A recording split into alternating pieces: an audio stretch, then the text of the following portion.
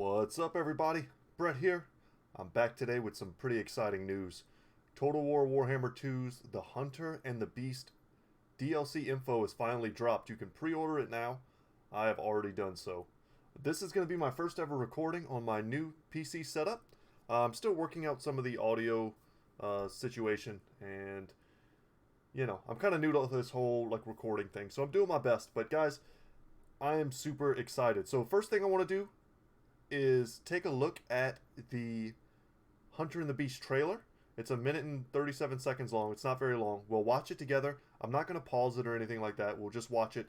We'll go through some of these screenshots, talk about what I notice based on what I've already read, and yeah, try to get you guys hyped, and then we're going to go down below and I'm going to do a ton of reading. So feel free to read it yourself, but if you want to just sit back, relax, and let me read it to you, give you guys my thoughts and impressions, that's what I'm going to do. And of course, there is information that's been out there as of this morning in regards to additional FLC content, which isn't part of this current video. Whenever they release more solid info on that, I'll be making a video about that separately. So this is what we've got right now, the Hunter and the Beast. Let's go in here. Let's full screen this bad boy, and let's watch together. Get hyped, guys.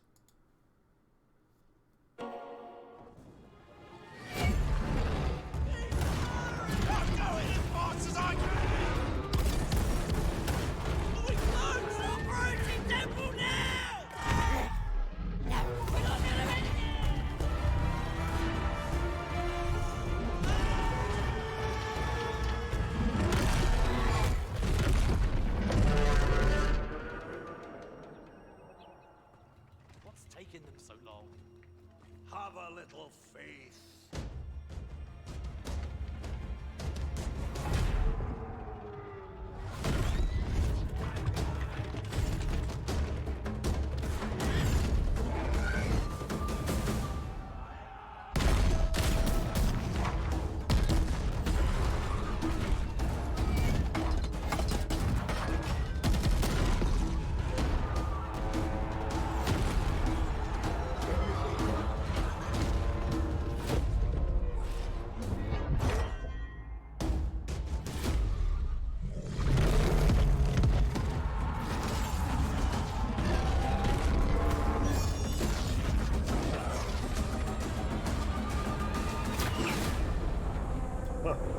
Guys, if that doesn't get you excited for this DLC, I don't know what will.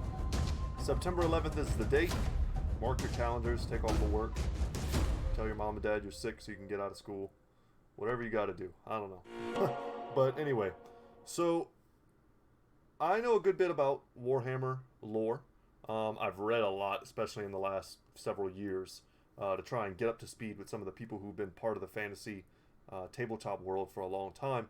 So I can tell you the content that they've added here, also considering that I've been following along with CA's development of the last two games pretty closely, I can tell you that what they're giving us by September 11th, as I think I'm safe in saying more than anyone predicted. If we were to look at the charts that they've been releasing, showing the scheduled content releases, it doesn't even hint at us getting a full DLC pack with 2 legendary lords, a bunch of units, regiments of renown, but also then on top of that, getting FLC lords, map changes, reworks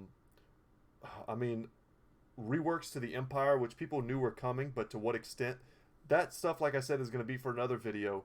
But I think when you add it all together, we should all be pretty happy with the sheer amount of content that we're getting come September 11th. So, first screenshot here, what you're going to see, what you're going to notice here, this is Nakai the Wanderer. He's a legendary Kroxigor hero, I believe. Not quite a lord, but in this game he will be a lord. He'll be leading his own horde faction, and he's gigantic. So in the video there they showed for scale, they had the standard Kroxigor kind of walk into the screen, and he looks awesome, right? And then walking from behind and next to him is Nakai to show you the sheer scale. He's even large for a Kroxigor. He's the great albino kind of green knight like in Bretonnia, but he is kind of this savior type hero for the lizardmen. And you can see in the background we've got the blessed Croxagores with these huge, like, fist weapons that they have. But these guys are going to have armor sundering as part of their kit, anti-infantry bonuses, and look for them to be especially deadly. And then, of course, for the Empire, we have their huntsmen, these archer characters that are being added. We'll go into more depth. I'll have more accurate naming for you. But they're part of the Empire editions as well. And they have this kind of green surcoat color scheme. And you'll notice in the trailer they were green and black archers. The black archers, black being, of course, the color of their clothing, was the... I think those were just the standard Empire archers. The green coloring, like I said, I think it denotes the more advanced tier. This is the new hero. He is the Huntsmaster for the Empire, Marcus Wolfhart, and I believe that's his name off the top of my head. And he's a pretty awesome character as well. You see here his unique bow that was gifted to him by Karl Franz, I do believe. He has kind of a sad backstory that ended up with him going out into the wilderness and just slaying monsters. And as a reward, he was allowed to pick kind of like whatever he wanted. He turned everything down, and then he was awarded with this amazing bow, if I remember right, according to the lore. So, awesome character. Kind of makes sense that he's in Lustria hunting stuff. He is a hunter, after all. But I think, for the most part, his roles in the lore is him in the old world, traveling around and killing things. And here we get our first real glimpse. You could see them in the trailer. They were kind of fast moving. I think these are Ripperdons. I don't want to tell you guys the wrong thing. I forget we'll get down there and see what the exact name is. But I know they shoot spikes. I haven't seen them on tabletop at all. They're one of the slightly more obscure lizardmen units, especially when you consider that it's taken so long to get them into the Warhammer, Total War Warhammer world. But they should be interesting. When we read the description, it seems like they're going to be a bit of a short-range version of the Salamanders with more AP, I suppose. And they're kind of like porcupines, right? They shoot out their quills, is what it seems like, or their horns, or whatever the case may be, and they deal damage that way. So, not super familiar with them. I know I've read about them in the past, but we'll read about them together when we get down there. This shot is super interesting. So there's a lot going on here. The war wagons, first off, in the background, I could not believe when I saw these that they were added. It's something that people were hoping for, but, like, I don't know if anyone truly expected to get the war wagons. I even saw a post this morning, someone said, like, really, like, aggressively, that war wagons just don't fit the aesthetic and the fighting style of the Empire. And I couldn't have disagreed harder. So I think there's going to be multiple variants of them. I know there's a mortar version. What they are basically is like a weapons team pulled by some barded war horses, and they can pull up, shoot artillery out the back. It looks like they get some handgunners too that shoot maybe a little bit of fire as well to add to their DPS. And then they also have artillery pieces. And then there's a regiment of renown, which you see really well in the trailer, with a Hellblaster volley gun shooting out the back, which looks awesome. So skinks in the foreground, nothing really new about them, but these four guys, these characters dominating, let's go back, dominating the center of the screen, they are part of Wolfhart's unique campaign mechanics in the Vortex. So that's something big also worth talking about. Both Nakai and Wolfhart get mechanics in the Vortex. They're not just being added to Mortal Empires, they are being added to the Vortex campaign. And as part of his mission, let's call it, he is hunting down 4 legendary hunters. So he's a hunter hunting hunters, if that makes sense. And you've got a paladin here from Batonia, you get a witch hunter from the Empire, a master engineer from the dwarves, and you also get a waystalker from the wood elves. And that's part of your quest, is to assemble them and, you know, then face down whatever comes next. This looks like just up in the sky, just a standard Empire general. I don't know, I don't want to read too much into some things that you can't really make out clearly. Not sure if that's going to be like a Boris Todbringer or something up there. That wouldn't make very much sense. It looks like just a standard Empire Lord on a griffin. But let's go to the next page, which is also chock full of information. Once again, you see the war wagons. You see the blessed Croxagores, but you also see next to them, you can see the different color scheme, right? The blue and gold like spikes on their back. They're kind of a darker shade of blue, almost like a indigo. Those I think are the regiments of renowned. And then you also have in the background, man, I don't want to say their name wrong, and I just don't remember off the top of my head. The Spiky Boys, they're in the back, and you've got Nakai in the front, just grabbing dudes and smashing them with his intense weapon. I don't know if his weapon is named. I'm sure it is. You've got Wolfheart here. You've got your standard archers. I'm pretty sure right here, and then you've got the hunters here.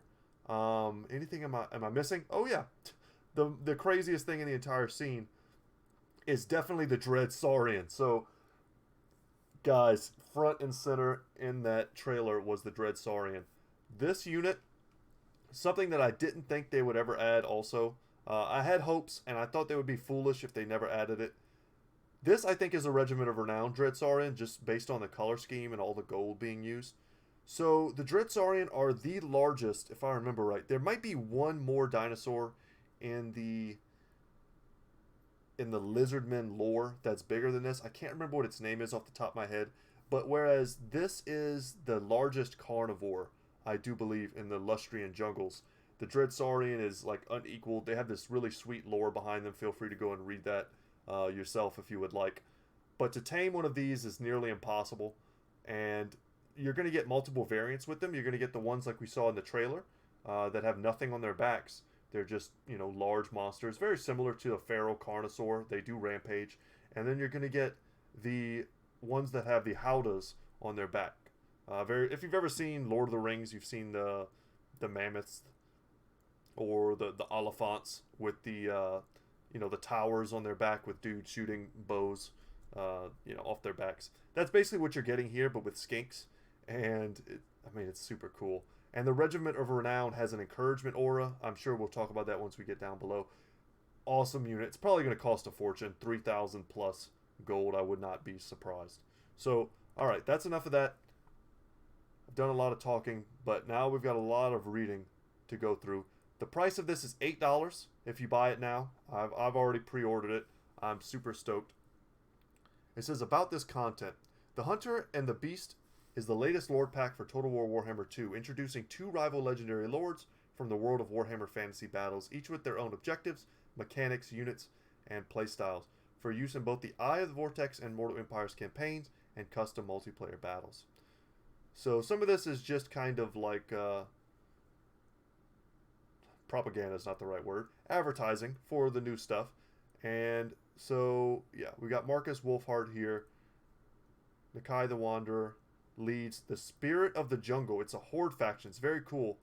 And Marcus leads the Hunt Marshals Expedition. That's the name of his faction.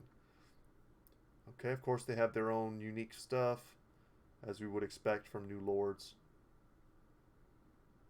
Razordons. See, I kept wanting to say Razor Gores, which is something that the Beastmen have, but they're Razordons. Got it.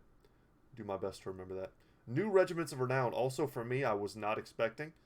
I thought, honestly, I hate to say it, but I've lost a little bit of faith in CA over the time that they've spent developing other projects. They've let the Warhammer franchise, I feel, kind of take a back seat. Not be forgotten, but it takes a back seat, and I feel like sometimes they don't add as much content as they could. And I never expect, I don't get my hopes too high. So when I saw that they have Regiments of Renown coming with the new units, it honestly made me very happy. So let's read the background here. So, fearless, charismatic, daring. These are but a few of the epithets bestowed upon Marcus Wolfheart, the Hunts Marshal of Emperor Karl Franz. With his band of ruthless trackers, scouts, hunters, and sharpshooters, who better to dispatch to the steaming jungles of Lustria in order to plant the flag and further imperial interests? And if some big game should wander into the crosshairs, why, all the better. But if the jungle does not sleep, Nakai the Wanderer, revered Kroxigor of the first spawning, is a living legend among the lizardmen, wandering the jungles of Lustria since the destruction of his home city of Tlans. I can't say that. Not even going to try. Feel free to read it. During the Great Catastrophe, he follows where the great plan wills him. Now Lustria is at threat from usurpers once more. Nakai will rally the sacred Kroxigors and rouse the dread Saurians from their ageless slumber. The old ones demand it. Like I said, he's got a horde faction with some very unique mechanics I was reading about earlier. If they don't go too much into depth here, I'll try and flesh it out with the information that I know. So, the Emperor's Mandate. As Marcus Wolfheart expands imperial interests in Lustria, his stature in the eyes of the Emperor grows. As a result, he receives a broadening range of increasingly advanced Empire units to aid in his expedition. As new territory is captured, his building options also diversify. In the Eye of the Vortex campaign, Marcus will ultimately face the Spirit of the Jungle himself, Nakai the Wanderer, to decide who holds dominion over the jungles of Lustria. Wolfheart's campaign progress is measured by how effectively he fulfills the Emperor's mandate.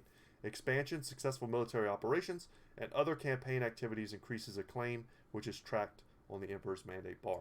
So I think a lot of what they're doing here is trying to justify the idea that this hunter of the Empire would go all the way out to Lustria and then start conquering vast swaths of land. It doesn't make sense lore-wise. It would never happen. But I think what they're trying to do is justify it, and it kind of makes sense. It's enough of a fluffy reason for me to get behind it whenever I'm playing. The Emperor's Mandate also dictates the quality of units available to Wolfheart via the Imperial Supply System, which dispatches better units for him to recruit from time to time. As the Mandate bar fills, he will also unlock bonuses to further improve these units, plus new recruitment buildings. In the Eye of the Vortex campaign, filling the Emperor's Mandate bar will cause Nakai the Wanderer to issue a final do-or-die challenge to Marcus Wolfheart, a call to battle that will become the stuff of legend. So that's awesome. You get kind of your own climactic end battle whenever you fill up this hostility bar, or this mandate bar. Okay, hostility. This is another important thing about this Vortex campaign. I'm not sure how much of this is going to be in Mortal Empires. Probably little to none. Give me 1 second while I drink some water. This is going to be a lot of reading. Alright, hopefully my mic doesn't pick up all the gulping. The lands beyond the Empire are inimical to man, and Wolfheart's actions will not go unnoticed. While defeating the local inhabitants improves Wolfheart's imperial standing and increases his supply of fresh troops, it also enrages Lustria's native denizens. Wolfheart's hostility rating reflects the current level of Lustria's retaliation against his military activities. Aggressive activities, such as military actions and raiding, can raise hostility through 5 levels. Conversely, a more passive approach to the campaign will cause hostility to fall. So each hostility level has a negative effect on Wolfheart's campaign, but is also a measure of his aggression against the Lizardmen. As he ascends through the hostility levels, reinforcements are dispatched more frequently via the Imperial Supply System.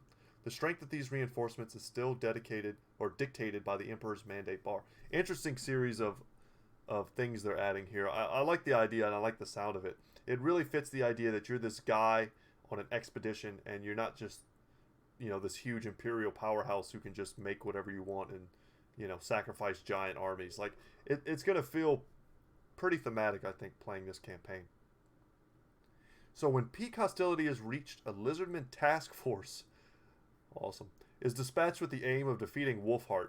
He will instantly receive an Imperial supplies drop and will need to survive sustained assault for a number of turns before the hostility bar resets. That sounds sick. Just trying to withstand wave after wave of Lizardmen sounds pretty fun. Also, the idea of a Lizardman task force got me. Like, just picture like a breach team with like a SWAT team with Croxagors and Saurus. That sounds so sweet. Okay, Wolfheart's Hunters. This is going to be alluding to the 4 characters we saw in the screenshot up there. So scattered throughout Lustria are 4 of the finest hunters that ever lived. Wolfheart may attempt to track them down and acquire their services to aid in the expedition's success, and subsequently developing each hunter's unique attributes and learning the tales of their past deeds. That sounds awesome. I love lore. Anytime you put story in this game, I'm all about it. Wolfheart can search for the 4 hunters in the jungles of Lustria by completing special missions. The hunters each have bespoke stories which are uncovered through unique missions. I like that a lot. Completing these missions will reward them with the new traits and powerful abilities.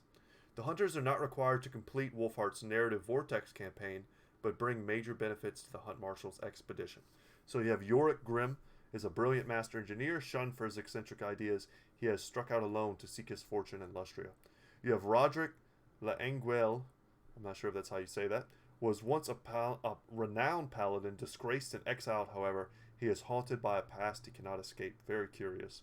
Hertwig van Hall, a skilled physician and witch hunter, has traveled far from home on his quest for ultimate vengeance. And then Kalara of Widrioth, the eminent Waystalker, has traded the forests of Avalorn for the jungles of Lustria in pursuit of redemption. Not sure if they meant to put Avalorn there.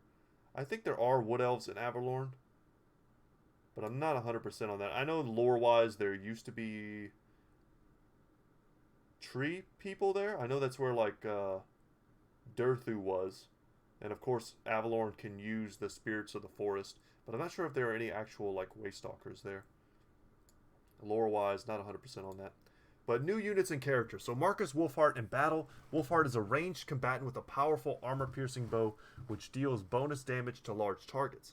Coupled with Vanguard deployment, stock, a 360-degree fire arc, and immune to psychology, he has a well-deserved reputation as the ultimate monster hunter. So Vanguard, stock, and 360-degree fire, and immune to psychology, which makes sense. That's what he has in his lore.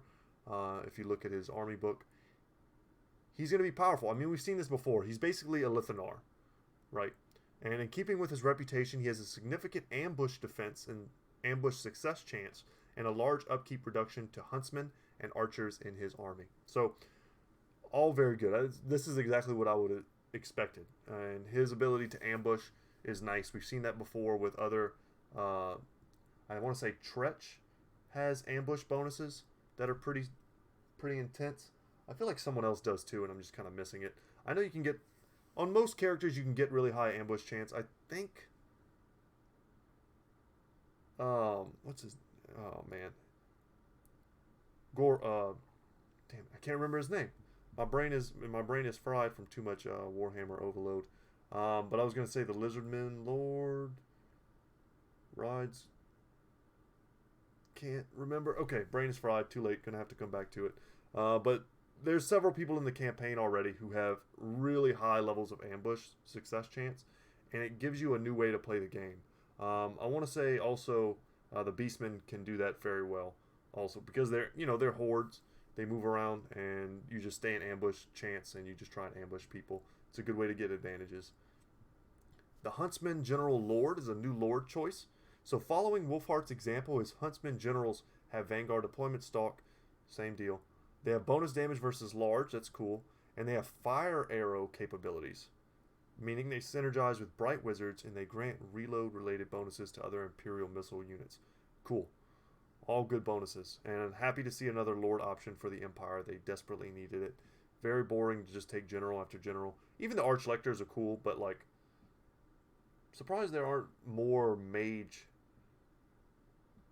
I feel like there should be Mage tier Lords for the Empire, but there just aren't. So Archers, the backbone of Wolfheart's hunting parties, these Imperial Archers are inexpensive, plentiful, quick to fire, and are great at soaking enemy formations with range damage. So think of basic Archers probably for the High Elves, but with like less range, probably. Something like that. Very similar to Bretonnian Peasant Archers, I would imagine. Then we have the Death Jacks, the Regiments of Renown. They have Stalk, Snipe, and Vanguard deployment. That's a pretty good list, enabling them to strike fast, strike first, and remain hidden from view. If well screened, they can continue to fire without fear of discovery or ranged retaliation. Very cool. We have the Huntsmen. So these are the green boys. Only the finest archers ascend to the rank of Huntsmen. Well drilled and versatile. They have Vanguard deployment and Stalk. Can fire while moving. That's awesome. It's not 360, it doesn't look like. So they can run forward and shoot is basically how I would imagine it works. And they have a greater range than standard archers. So I would think standard archers will probably be like 150 if I had to guess. Perhaps 160. But I think you make the archers 150-ish, which is bigger range, I believe, than crossbowmen and handgunners.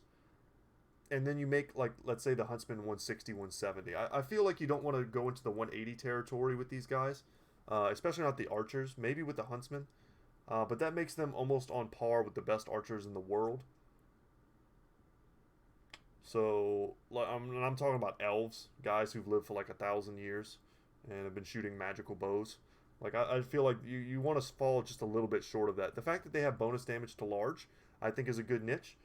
We already have armor piercing from the handgunners, so you don't want too many of the same role being filled. So I like that they've done that. And they're very accurate, apparently, so that's good too. So their regiment of renown is going to be the Huntsmen. Of the Huntsmen is going to be the White Wolves. So few face the White Wolves and live to tell of it.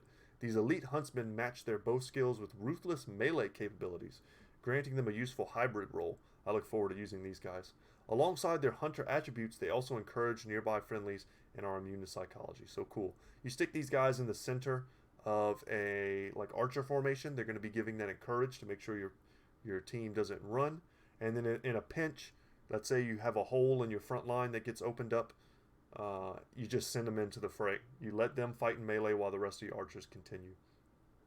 Very cool unit. War wagon. These mobile armored wagons are packed with 6 riflemen. Okay. Probably can't put out much fire.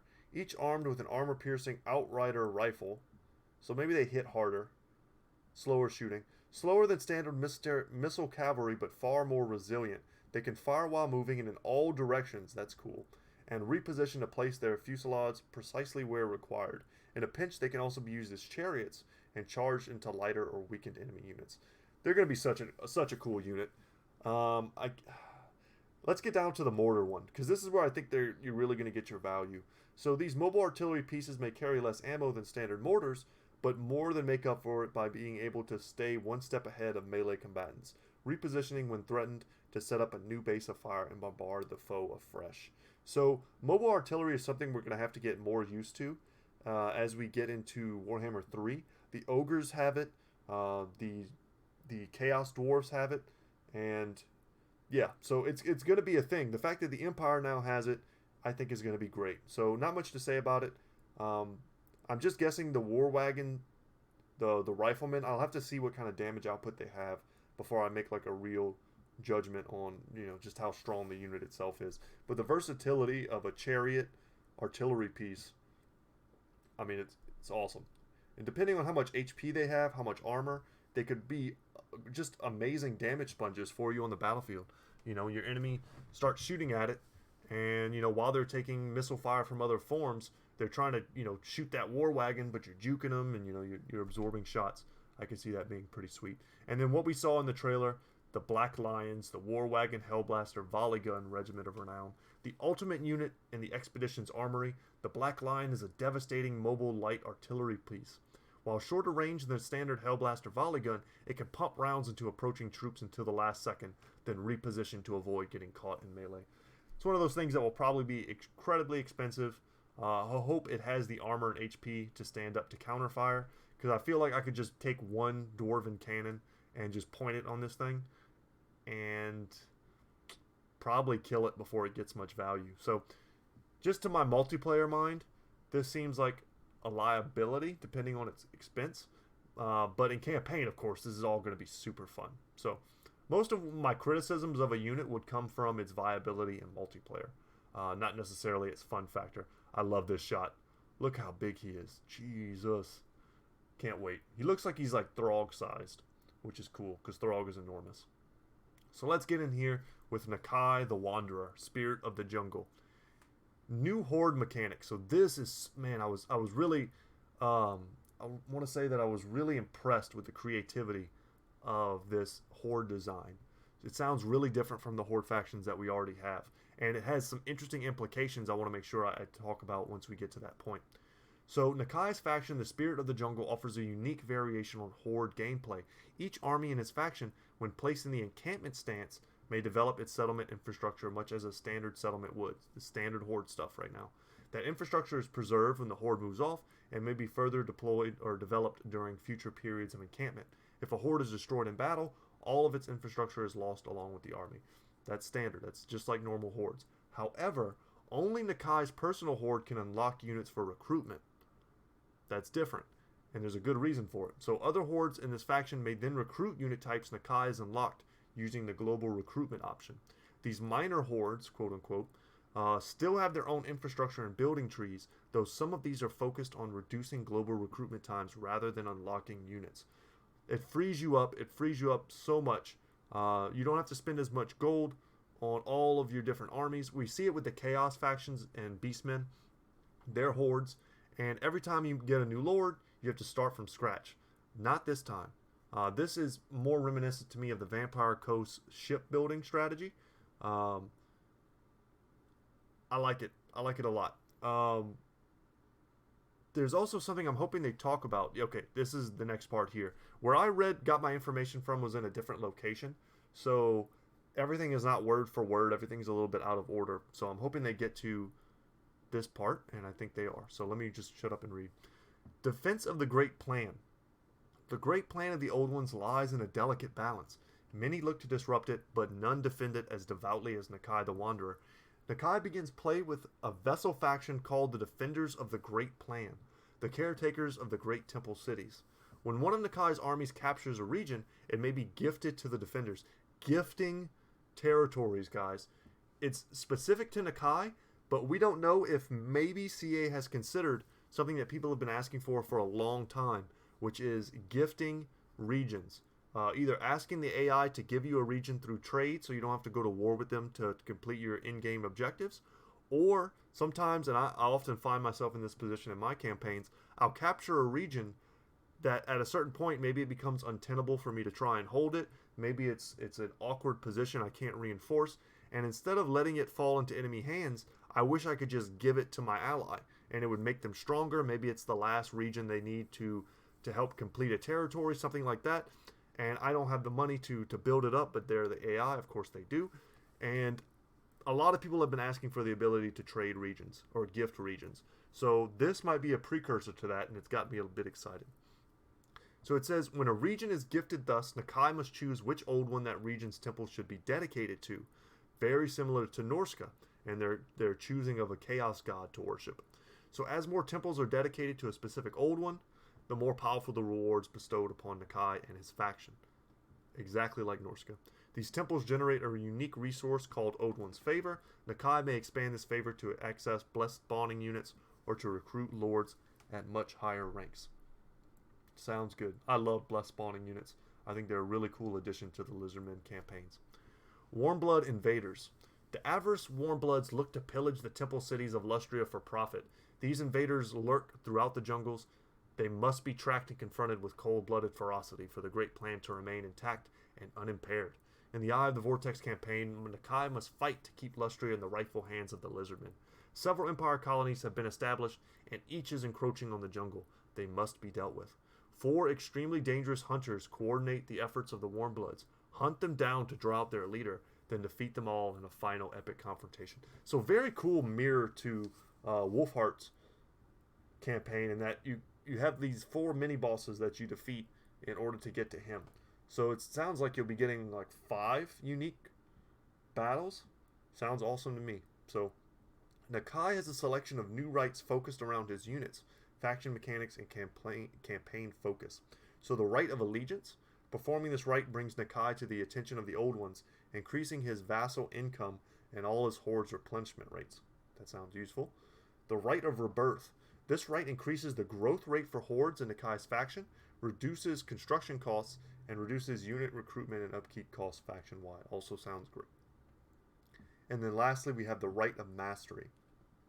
This right increases the recruitment rank of Kroxigors, Kroxigor Ancients, and Sacred Kroxigors. Kroxigor Ancients? What the heck is that? There's 3? I didn't even see that. So while improving their weapon strength and armor, Kroxigor Ancients, are those... Okay, we'll read about them in a second. Are they hero units? Huh, okay. I'm not familiar with the ancient Kroxigors. I'm guessing they're just like a hero unit. I could be wrong, though. Or maybe the Sacred Kroxigor... Okay, let me just read. We'll see. I probably won't be confused after we finish. So, new units and characters. Nakai the Wanderer. With high armor, health, melee attack, and weapon strength, Nakai is a powerful brawler, well suited to extended melee. He also grants bonus melee defense to, and reduces the recruitment and upkeep costs of Kroxigors and Sacred Kroxigors in his army. Nakai also has a number of new support abilities in battle, further cementing his role as the centerpiece of battle. Miasma of Despair, Speed, Vigor, and Leadership Area Effect debuff. Awesome. He's just so damn scary, you just feel like you're going to die. Primal Roar increases his physical resistance and melee attack, and grants rampage to allies. Okay, rampage does give bonuses. Now it didn't used to. And in a melee fight, you don't really care if you're rampage. If your units are already engaged in melee, then all you're doing is buffing them. And then golden tributes perfect vigor for allies in range. That is strong. Vigor is one of those underlooked kind of stats in this game. And the longer your units stay fresh, perfect vigor means they are completely fresh from beginning to end. The enemy units will start to lag behind, their stats will drop, and your units will be fighting as if they just came out of the gates, and your stats will remain high. That's really strong. Basically, he is just a ball of buffs and debuffs. And any like center of battle where Nakai fights, you're gonna win.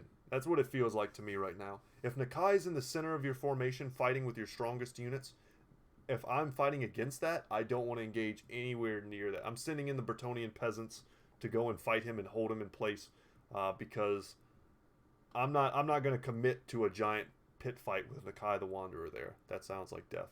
So Ancient Croxagores, it says these well-armored, hard-hitting anti-infantry specialists are cast in the mold of Nakai himself and well-suited to extended melee engagements.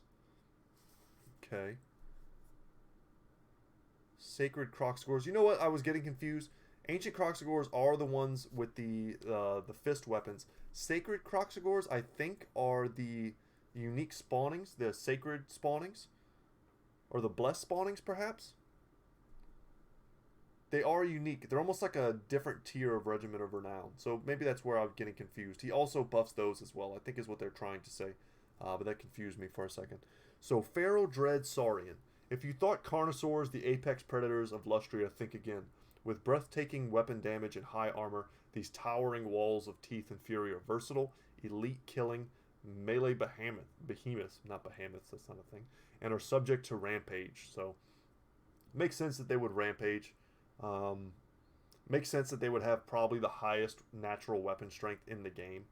I can't imagine, like maybe a Star Dragon, that would make sense also. But for sheer scale, in the lore, Star Dragons are immense. They can be mountain-sized, right? But in the game itself, they're not. They're big, but I think this Feral Dread Saurian, in one of the descriptions that I read, it's the largest unit in the game. And we already have the Mammoths, which are, I think at the moment, the largest unit in the game. Don't quote me on that. It's probably pretty close. But I can't even believe...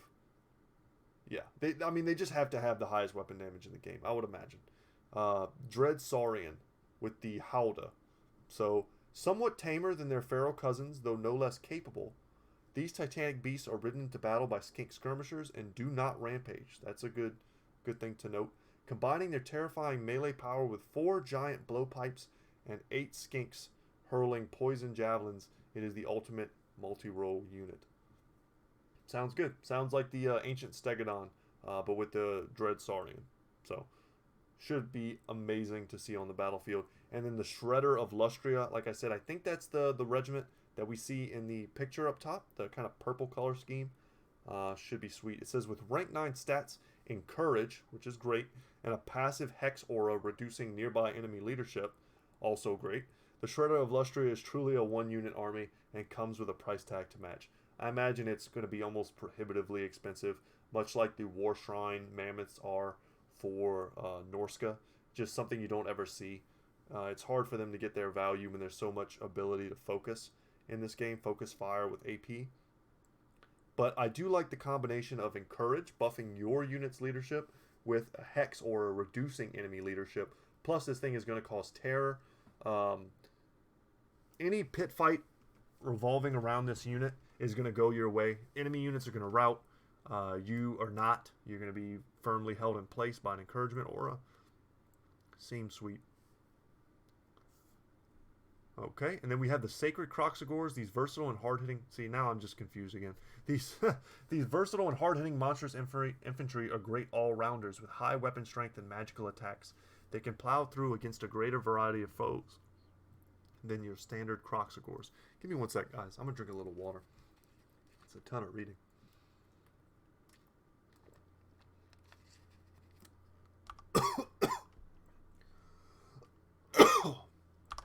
Okay. Good to go. So now we have the cohort of Waddle. These are the Sacred Regiment of Renown. Man, excuse my coughing, guys.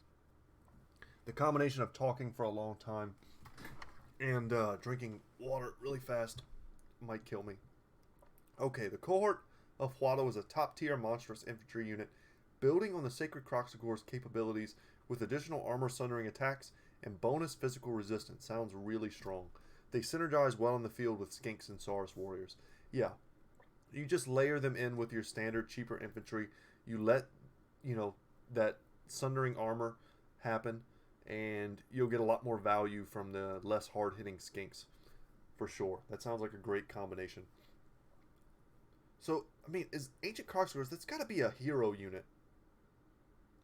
It doesn't say that, but I feel like it has to be. I just must really be misunderstanding or missing something. Now we have the Razordon hunting packs, filling the air with deadly grape shot style volleys of armor-piercing fire. Razordon hunting packs are potent and mobile armored infantry hunters. And then we have the Regiments of Renown, the Amexon Barbs. They deal poison damage and are heavily scaled for enhanced missile resistance.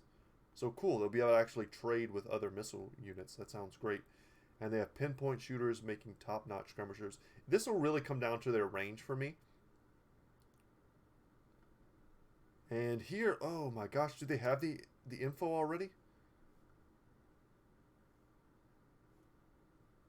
Now let's continue to the extended site. Got it. Use all the cookies you need to use. So, ooh, that's a lot. So, okay. This is more what I was reading along. So this is a lot of the same info that we've read already.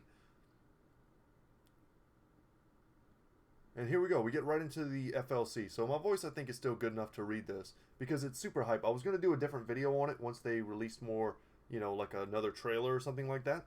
But I think I'll read it right now so you guys are on the same page as everyone else if you're only watching this video.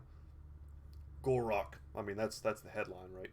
The free content that will be released alongside this DLC includes the Lisman legendary lord Gorok. That's how you have to say his name. A campaign map region rework for Mortal Empires. That's amazing. They're adding in a territory for Balthazar Gelt. Empire fort battles, which, as I've seen them, are described as very similar to the High Elves gate battles. And a new starting position for Balthazar Gelt, which is kind of to the south. I think it's going to be near, don't quote me on this, it's hard to tell from what they've released, but I think it's going to be near Blackfire Pass, if you're familiar with that part of the map. So that's, I think, is where he's starting. So closer to, the Badlands area. And an old world update for the Empire. It really needed it. From what I've been seeing, they have a whole new faction where you can literally summon the Elector Counts. It's hilarious. When they release more information on that, yeah, we will talk about it. So it says the new province Solent and regions have been added within the boundaries of the Empire. New mountain pass regions have been added between the Empire and its neighbors, complete with all new Empire fort settlement battlefields similar to High Elf gates. Sounds sweet. And this is super exciting. The new province and regions have been added for Albion. So Albion is one of those awesome parts of the map that people have felt like is underutilized. There's a potential to add an entirely new faction there, a new race entirely. I don't think that'll ever happen. I think that's where Gorok is going to start. There's some lore justification for that, and that should be sweet. That puts a Lizardman right off the coast of Norska, Bretonia, and the Empire. So you could have some really fun, or you could go to Oathwan, I guess, if you wanted to, but you can have some really fun campaigns from this start location. And then new greenskins and Wood Elves factions have been added in the Drakewald and Wasteland area of the Empire. That is amazing. Oh my god, the Empire needed these updates so badly. Right now, if you play an Empire campaign, which is what most people play, it's like by far, percentage-wise, the most played faction in Total War Warhammer 2. And if you play that campaign, it's basically hour after hour, turn after turn of fighting other Empire people.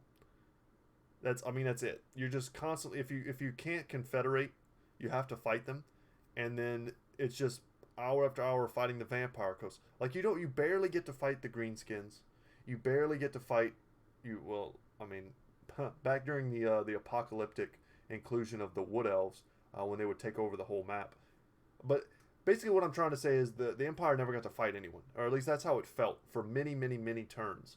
And I think this will give you a lot more unique interactions with different races during your actual longer campaigns. It will give you more incentive to keep fighting, which is always good. So Empire Forts, new start position. He has the Golden Order. That's going to be his new faction. Very cool name. Empire Co-op campaign is now available because they moved Gelt. You can start in 2 different locations. People have been asking for that for a long time. And then the Empire Old World feature update. The office system is being replaced with the new elector count system. This new political feature will make it possible to confederate the Empire without going to war with the other counts if you play your cards right. That's what I'm talking about. So new resources of prestige and imperial authority will be used to improve fealty with other elector counts via electoral machinations and imperial dilemmas, and to exert your command over the Empire. Sounds fun. So 13 elector count positions to command, including the Wastelands in Sylvania.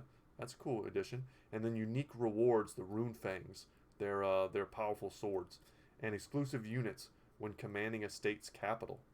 The previous officer system is now defunct in all older saves. Good to know. And it's coming alongside the Hunter and the Beast DLC. And for those of you who care, Linux, all that stuff, that's coming out soonish too. So that's going to be it for that. Guys, if you stuck with me through this entire video, I want to say I appreciate it. Almost tempted to go back and, rewatch the trailer one more time just because I'm so hyped. But I'm sure you can do that on your own. Once again, guys, my name is Brett. My YouTube channel is Good Talk Gaming. If you're watching me for the first time, I do my best. I'm a small YouTube channel. I don't get paid. I don't make any money to make these videos.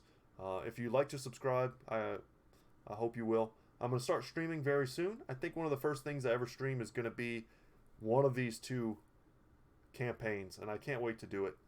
I've spent a lot of today getting things set up.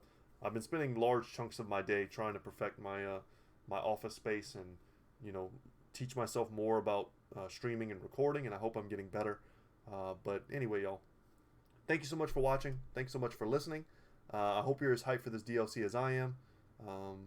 Yeah, and stay tuned. Whenever they release more news, more trailers, I'll be doing update videos on those as well. So alright guys, without any further ado, I will see you in the next one. Take care, y'all.